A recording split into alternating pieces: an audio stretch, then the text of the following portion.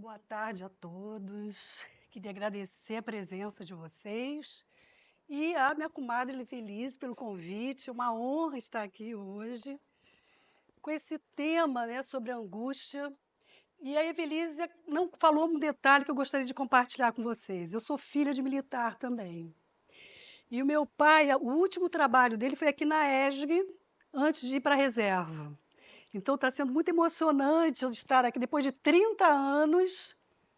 Está sendo nostálgica essa, né, estar aqui na morei aqui nesse prédio também, e ele já faleceu, então tem 30 anos que eu não botava os pés aqui. Então, é com muita emoção que eu vou falar sobre a angústia. O tema, então, é angústia na toxicomania, uma visão da psicanálise. E eu já vou situar para vocês o campo da psicanálise, que é diferente da medicina, como a Carla Lobo, né, foi brilhante. As minhas amigas da Paz da Manhã deram um show aqui, as duas foram brilhantes. E a Carla traz a questão da dependência química como uma doença, né? O enfoque é na doença. A Organização Mundial de Saúde considera a dependência química uma doença. Na área jurídica, a Evelise, né, foi brilhante na explanação dela. A questão é se a droga é lícita ou ilícita. E a questão do crime, né? O comprometimento criminal. Na psicanálise, o analista ele recebe um sujeito da sua história, o sujeito do inconsciente. E a visão é que cada um é singular no seu uso e no seu abuso da droga. A grande questão é o que leva o sujeito toxicômano, né, a desenvolver uma compulsividade destrutiva, tendo esse empuxo aí da pulsão de morte, né, que vamos falar também da tese da Carla, também, que vai ser interessante poder fazer essa interlocução, né. Essa força, né, o sujeito é dragado por uma força que é desconhecido dele. E a questão da angústia, esse afeto que não engana, que não mente, né, e que transborda no corpo. Eu estava falando do meu pai morreu, ele teve um infarte, por isso que até ele teve que sair lá do comando dele, lá de João Pessoa, e veio aqui para a ESG, porque teve um infarte, e aí atrapalhou a carreira dele. Mas a angústia, ela também cola no corpo de uma forma que a sensação do sujeito é como se ele estivesse tendo um infarte. Eu tive um paciente meu que ele foi parar no hospital, assim, né, achando que estava tendo um infarte. Não, é a angústia que transborda no corpo, que tem essa força. E aí pode passar aqui o slide. Eu vou começar trazendo um conto do Machado de Assis, que chama O Espelho. Não sei se algum de vocês já leram esse conto. É muito famoso esse conto, O Espelho.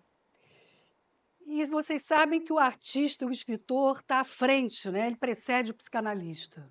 Freud já dizia isso com todas as letras. A gente tem que correr atrás desses grandes gênios aí da literatura. E eu trago esse conto para começar a conversar aqui com vocês. Jacobino é o personagem. Jacobino passa num concurso e se torna o seu alferes, né, que seria o tenente atual. E os amigos ficam todos encantados, né, com ele, assim, dão uma farda para Jacobina. A tia dele, que tinha muito orgulho dele, convida para ele ir lá para a fazenda dela, passar um mês nessa fazenda. E ele leva a farda. Chegando lá, ela tem que sair porque a filha dela passou mal, e ele fica sozinho nessa fazenda.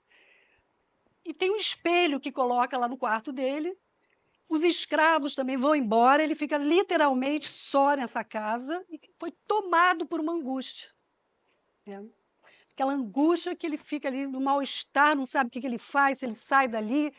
E aí o que Jacobina faz? Ele vai lá e pega essa farda, se veste e vai para a frente do espelho.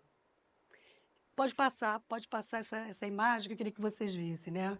Quer dizer, ele diante do espelho, ele não conseguia ter uma imagem dele, diante de um vazio ali da existência dele. E ele vai ficando muito angustiado. Quando ele veste a farda, ele se veste de uma referência fálica, que reveste esse eu, né? E aí, pontualmente, ele dá conta. Então, todo dia ele ia lá, se vestia com a farda e ia para frente do espelho. O que que interessa esse conto para nós, né, na questão da toxicomania? O toxicômano, ele se olha no espelho e ele não tem uma imagem, ele não tem uma unidade. E ele rechaça os emblemas fálicos. Então, por exemplo, Jacobina, ele estudou, passou no concurso e entrou nas forças, ele era o da Guarda Nacional, né, uma pessoa importante. Então ele teve essa referência fálica que recobriu a angústia dele, né. O toxicômano, ele não tem, e ele faz o seguinte, ainda vai na contramão, ele rechaça essa referência fálica. Diante da angústia que toma o sujeito, a pulsão de morte leva o sujeito, vai levando mesmo com tudo, né, para essa compulsividade. E na psicanálise a gente pensa a compulsividade como uma forma de tamponar a angústia. Não tem muito essa visão patológica. Não, não, o sujeito está tão angustiado, está tomado, é avassalador, né? Você é capturado por aquilo que toca no teu peito, você acha que vai ter um infarto. É dessa ordem a angústia. E ele, então, ele vai para as drogas, entendeu? Ele fica num curto-circuito ali com a droga para dar conta, na ilusão de que vai dar conta. E aí podemos passar para o próximo slide, que eu trago aqui uma metáfora do louva-a-Deus. Quem fala dessa metáfora é o Lacan, não sei se vocês já ouviram falar, é um psicanalista francês que fez uma releitura do Freud, né? Um gênio lendo outro gênio, né? E o Lacan tem um seminário sobre angústia que ele traz essa metáfora do louva-a-Deus. E o que que interessa essa metáfora aqui para a gente, né? O louva-a-Deus, ele tem um olhar opaco. E a fêmea do louva-a-Deus, depois da cópula, ela devora o louva-a-Deus macho. Fazendo uma equivalência com a questão da toxicomania, você sabe que no mundo animal existe um instinto que é diferente da pulsão. O instinto é determinado, tá? O macho do louva-a-Deus ele não vai deixar de copular com a fêmea, mesmo estando determinado que ele vai ser devorado pela fêmea, certo? No mundo humano, nós, né, seres humanos que nascemos desamparados por excelência e não temos um objeto determinado, isso é pulsão. Então tem uma diferença entre o instinto animal e a pulsão no homem, tá? Um homem pode ter muito prazer, por exemplo, com o sapato de uma mulher, com fetiche, com a substituição de uma mulher. Tomar um objeto e ali ele substitui e está realizado ali em termos, né, do desejo dele. E aí o que que acontece com o toxicômano, gente? Ele se torna escravo da pulsão. Assim como o macho do louva-a-Deus, ele vai copular com a fêmea, mesmo sabendo que vai ser devorado, o sujeito toxicômano também, né? E aí a gente tem uma interlocução, Carla, com a tua tese, que eu acho interessante, né? Porque o saber não vai adiantar. Não adianta eu saber que eu vou beber todas, né? Que eu não posso, né, tomar não sei quanto. Eu vou trazer a Amy Winehouse, que todos conhecem, uma menina linda, né, com uma fama famosíssima mundialmente, com tudo para ser feliz. Ela não completou nem 30 anos em função da bebida. A causa-morte dela foi assim, ela bebeu 5 vezes mais que um ser humano, uma pessoa é capaz de suportar, né. Ela sabia que a bebida, a droga, aquilo tudo ia destruir ela, sabia, mas não fez parar. Com todo o sucesso dela, as músicas dela, porque eu li algumas bibliografias e vi alguns documentários. É um pedido de ajuda. Se vocês pegarem a letra das músicas, né, ela está lhe pedindo ajuda. Só que uma pessoa muito poderosa, famosa, né, fica muito difícil também de poder acessá-la, né? E tem um comentário de um segurança dela, que acompanhava ela, que quando ela morreu, ele diz assim: essa menina precisava de um não, que alguém pudesse. Ah, obrigada. A garganta vai ficando seca. Obrigada. Essa menina precisava só de um não, alguém que pudesse, né? Uma função paterna. Mas voltando aqui para a questão, né, do louva-a-Deus, que eu acho muito interessante, gente, assim, de uma forma didática até, né? Para vocês terem essa dimensão do que é a pulsão numa pessoa. O inconsciente comandando você, você não precisa de um inimigo fora de você, basta um inconsciente contra você te comandando. Então, na questão das drogas, esse é um tema fundamental, porque a pulsão comanda assim, o imperativo categórico ali, né, de vá se destruir, e acaba que o sujeito morre mesmo, como a Amy Winehouse, sabe? Porque o acting, as atuações, a passagem ao ato, que em psicanálise é um suicídio, temos muitas, né, bibliografias que os artistas que tinham tudo para realizarem uma vida maravilhosa acabam entrando com a morte. Então, assim, a angústia dessas pessoas, eu queria que vocês entendessem também, que ela toma o sujeito de uma forma que, nessa relação aí, desse curto-circuito, é como se ele só tivesse a droga, ele só consegue enxergar o álcool, né, a droga, e aí vocês falaram muito bem na parte da manhã, né, das várias drogas que existem aí, que estão aí no mercado. E agora eu passo para a próxima imagem, que eu amo essa imagem, gente. Tá? Essa criança ali com o seio, olhando fascinada para aquele seio, é considerado em psicanálise a primeira experiência de satisfação do ser humano, é esse início de vida, é essa relação com esse seio que a criança está ali, ela tem realmente, né, uma situação de um pleno prazer, uma satisfação que marca esse inconsciente dela. A primeira marca de satisfação se dá nesse início de vida, né, essa fase oral. E vocês vejam esse olhar também do neném, porque, na verdade, ele recorta o seio da mãe como se fosse ele, né? É uma unidade, olhando assim, é como se fosse uma coisa só, a criança e o seio, né? Não tem diferença. E é uma situação, assim, uma sensação de plenitude total. E esse olhar, ele perpassa todas as fases do desenvolvimento, né? É a fase oral, a fase anal, né? O olhar, ele é fundamental na constituição subjetiva. E como é que se dá o desmame desse neném aí? Como é que esse neném se separou dessa sensação de plenitude, porque é fundamental? É como que você vai lidar com a falta, e aí em psicanálise tem um conceito que é a castração. Isso é o mais importante em termos de constituição subjetiva. E é muito no início da nossa vida, gente, assim.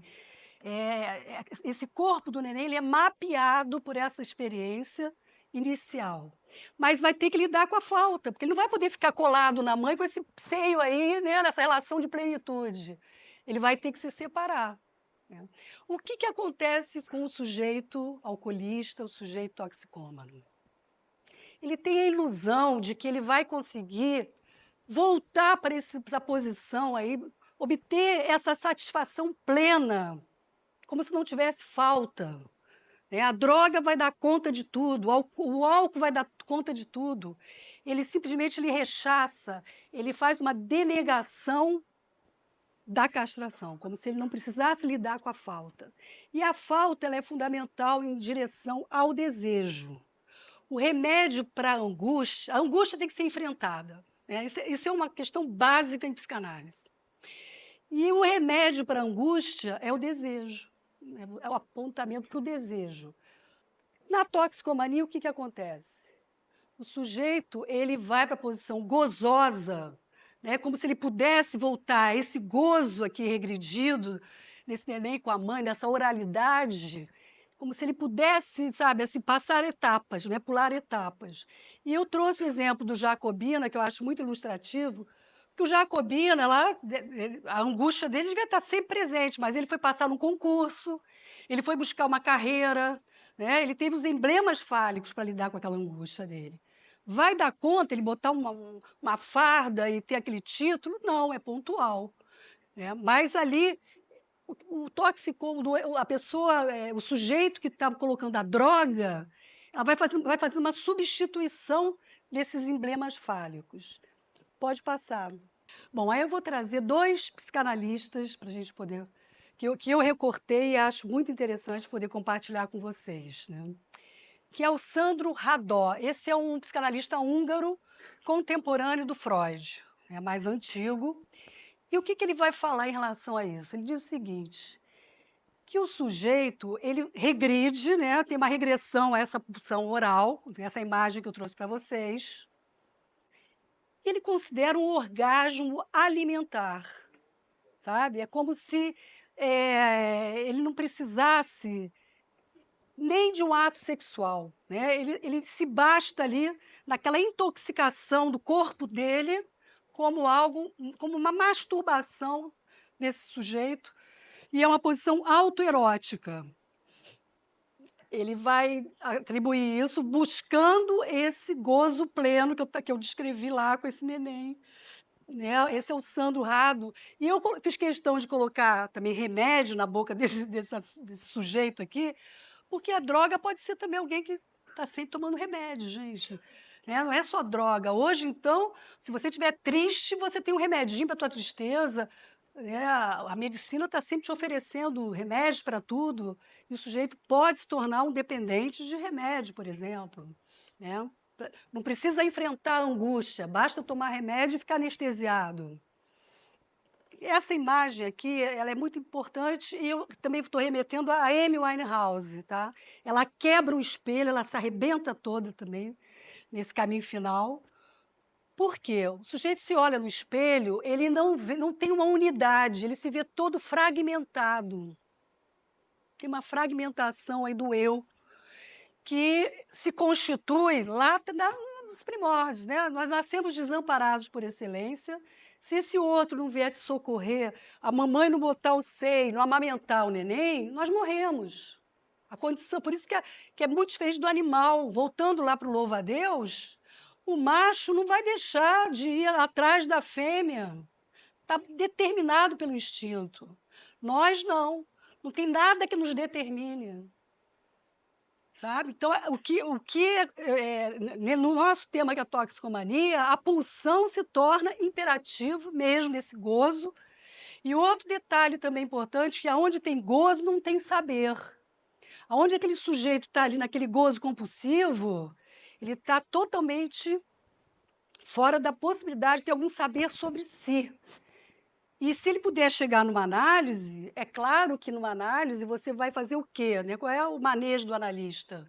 Primeiro tem que abrir uma brecha para você entrar, porque a droga e ele está ali num curto-circuito. Então, na medida que ele consegue se implicar em algo, eu vou trazer 2 recortes da minha clínica, que essas pessoas conseguiram realmente ter uma travessia aí do fantasma, né? E conseguiram mudar de posição. Mas é muito difícil, claro que é, né? Se embrenhar pela subjetividade, encarar essa angústia de frente, às vezes é para poucos, né? O Freud, inclusive, ele tem um termo dele que ele diz o seguinte: a vida é muito difícil, né? A condição humana é trágica. Lidar com a morte, com a finitude, e nós buscamos escapes, amortecedores da preocupação. E outro detalhe, a angústia é diferente de ansiedade, tá, pessoal? Ansiedade, você tem ansiedade porque você vai passar num concurso, eu tenho que estudar, eu tenho que me dedicar, ter um objeto definido. A angústia, não. A angústia, eu sou tomado por uma força que eu não sei de onde vem, me faltam palavras, a palavra, sobretudo, nomeia. Né? Mas se eu não tenho palavras, eu não consigo nem nomear essa afetação do corpo. E aí acontece, é muito comum na clínica, que eu tenho colegas, já tem psiquiatra, tem colegas da área psi, do sujeito, quando ele surta, ele atravessa o espelho. Né? A questão do espelho é fundamental. Por quê? Porque é algo como é que eu me vejo sendo visto pelo outro? Quando Jacobina vai lá para frente do espelho e bota a farda ali, né, fálica, recobrindo o eu dele, fragmentar, que ele estava ali angustiado, ele diz assim: poxa, esse olhar aqui, eu sei que essas pessoas me reconhecem, né? Eu sou alguém importante, eu tenho uma identidade. E é o que falta ao sujeito compulsivo lá com as drogas. Pode passar. E agora eu trago o Joel Birman. Acho que todo mundo conhece o Joel Birman, né? Muitos devem conhecer. Evelise conhece bem, né, Joel Birman, que é atual, é da contemporaneidade, está vivo, produzindo muito. O Joel coloca a lei, né, a questão da lei, a droga na questão da lei, sabe? Ele vai dizer que A Carla até trouxe, né, Carla? Hoje a gente está pensando uma quarta estrutura, mas o Birman ele coloca na perversão, sabe? Ele vai dizer que o toxicômano ele sabe da lei, sabe? Não é um psicótico que está delirando a céu aberto. Ele sabe da lei, mas mesmo assim, né, ele vai desmascarar, ele vai desmentir a lei e a droga entra ali. Ou seja, a função paterna não operou a função paterna, né. Quando você perceber alguém numa compulsividade nas drogas, no álcool, não entrou esse não aí, esse interdito paterno não operou. E é muito comum essa pessoa também, quando você, né, ter um apelo a uma autoridade maior. Eu tive um paciente lá no CONEM, há 30 anos atrás, uma frase que me marcou. Quando ele se viu preso lá nas grades, ele falou assim: ali eu sosseguei. Ali eu soube que eu não ia sair para pegar em armas, eu não ia matar ninguém, e aplacou a angústia dele, literalmente na concretude de uma prisão, né. Porque essa lei não vem de fora, e muitas vezes na área jurídica, né, na área de vocês, quer dizer, como tem que operar realmente, sabe, essa interdição maior, né, essa lei maior, porque o sujeito não tem essa possibilidade interna, né, não operou, não. E aí eu gosto muito dessa imagem, gente, porque aqui, isso aqui é o Birman, eu estou ainda falando do Joel Birman, né? Ele vai dizer que tem uma inversão. Como o pai não opera, o sujeito toxicômano, ele se sente a sua majestade o bebê. E coloca o papai e a mamãe no colo, né, gente? Ele faz uma inversão de lugares aonde esse pai não funciona mais, ele pode tudo, ele vai para essa posição onipotente, e é catastrófico, né, porque vai esbarrar na lei mesmo maior, em algo mais severo, porque ele tem essa inversão de lugares, né. A função paterna para a psicanálise, principalmente a psicanálise lacaniana, ela é fundamental, essa lei tem que o pai tem que ser esse interditor, tem que entrar com esse não que faltou lá no pai da Amy Winehouse, né. Ele olhava para essa filha e só via cifras, era dinheiro. Ele entendeu que ela ali era, tanto é que não sei se vocês assistiram o filme, mas o filme não foi legal. Você sabe por quê? Porque o pai não permitiu que contassem a verdade. Então fica um filme que, né, que nem te toca, porque você percebe que não tem a verdade ali, foi um fracasso o filme, porque ele não permitiu que contasse.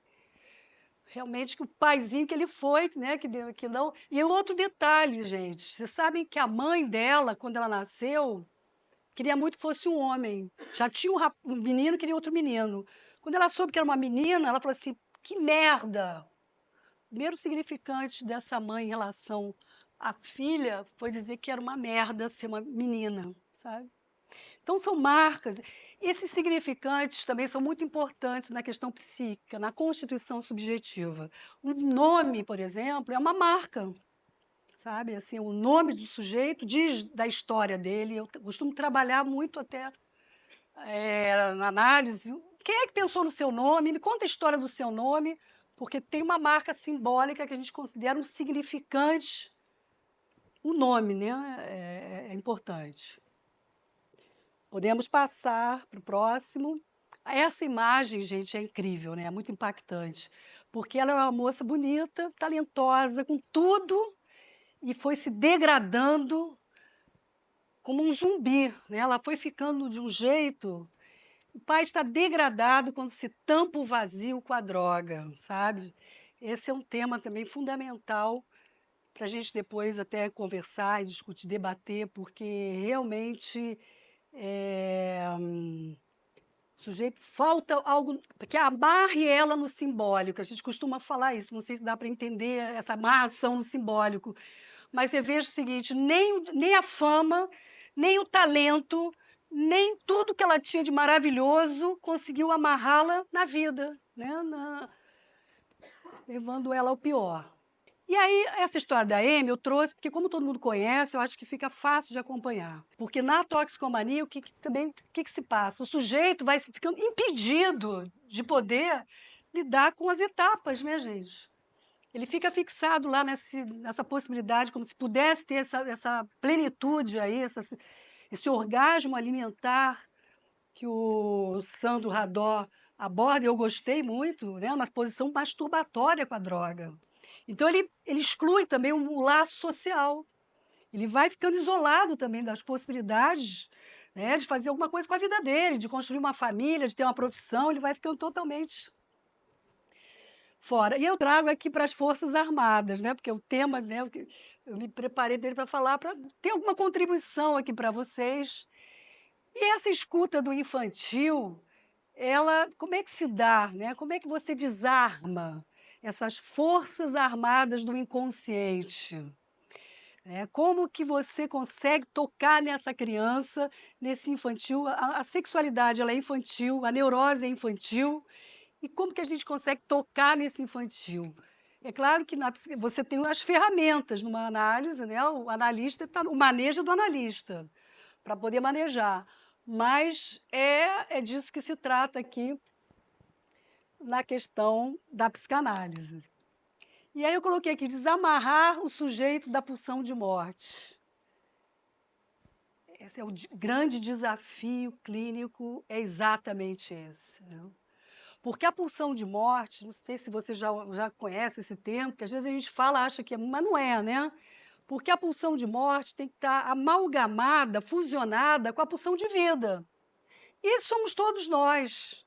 É óbvio que você também tem momentos destrutivos, foi como o Freud falou, todos nós vamos ter que buscar escape para lidar, né, com a tragédia, com o trágico que é a condição humana. Mas se essa pulsão de morte nos comandar, como é a questão com as drogas, que vira realmente esse imperativo da pulsão de morte, leva para o pior. Então, o sujeito que vem buscar análise, que vem buscar reeditar sua história, ressignificar sua história, consegue sim desviar desses efeitos nocivos da pulsão de morte.